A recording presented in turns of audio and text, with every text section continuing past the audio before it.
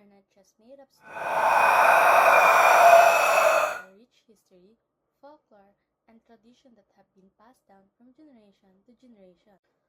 First, we have the most famous one, the aswang. By day, they look like normal people living in our community, but at night, they transform into monsters with very long tongues that hunt for food, especially internal organs. Next is the terrifying manananggal. The word means is to separate. This creature detaches its upper body from its leg, grow huge bat-like wings, and flies around the sky searching for victims. Meet the tikbalang. It is described as a tall creature with the body of a man but the head and hooves of a horse. It has a very long legs and loves to trick travelers, making them walk in circles and get lost in the mountains. The capre is a giant creature covered in a dark skin and thick hair. He lives in big trees, especially old balete trees. He sits comfortably on the branches, smoking in a huge cigar, and he is not always evil, just very mysterious and big. The tiyanak is very tricky. It disguises itself as a helpless crying baby to attract people. But the moment you pick it up, it transforms into a fierce monster with sharp teeth and claws to attack you. The sigbin looks like a strange animal, similar to a dog or a goat, but with very large ears. It walks backward and is said to have the power to suck blood from people's shadows without them even noticing. Not all creatures are harmful. The duende are small dwarfs that live in houses, walls, or trees. They have two types: the good ones who bring luck and blessings, and the bad ones who play tricks and cause trouble. We are all familiar with the White Lady.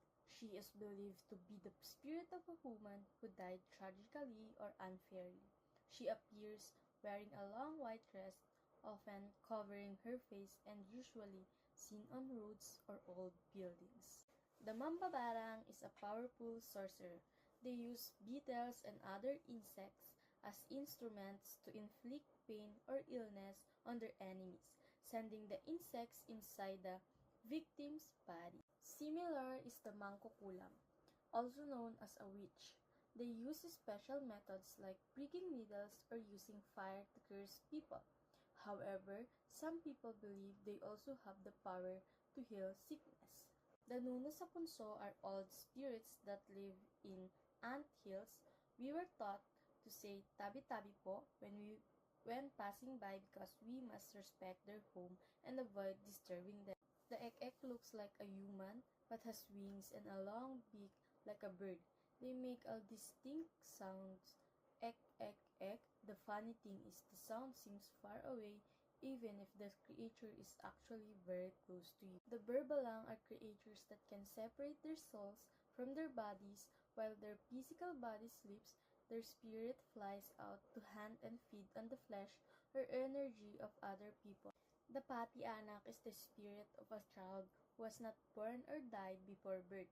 They often appear as a woman sitting under a tree or make the sound of a baby crying to lure people nearby. How do we protect ourselves from these creatures?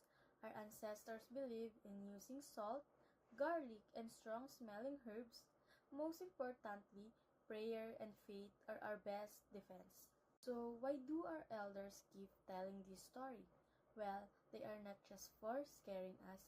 Actually, they teach us important lessons. They remind us to be careful, to go home early, before dark, and to always respect nature.